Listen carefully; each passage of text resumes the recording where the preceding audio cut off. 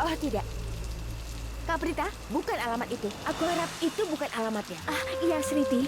Ayah memberi kita nomor dan alamatnya. Tapi aku bertanya-tanya seperti apa ibu kita. Benar, Dia tidak pernah mencoba mencari tahu apa yang terjadi pada anak-anaknya. benar. Aku tidak mau melihatnya. Bagus. Tapi aku sudah berjanji pada ayah. Dan itulah permintaan terakhirnya. Itu sebabnya aku harus meyakinkan Sriti secara perlahan bahwa kami harus bertemu dengan ibu setidaknya sekali, bahkan jika hanya untuk mengatakan padanya bahwa kami tidak ada hubungan dengannya. Itu adalah alamat yang kami miliki.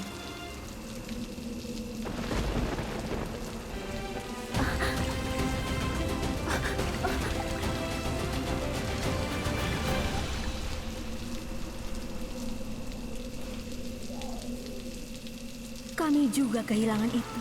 Kami benar-benar tidak memiliki apa-apa. Yang tersisa bersama kami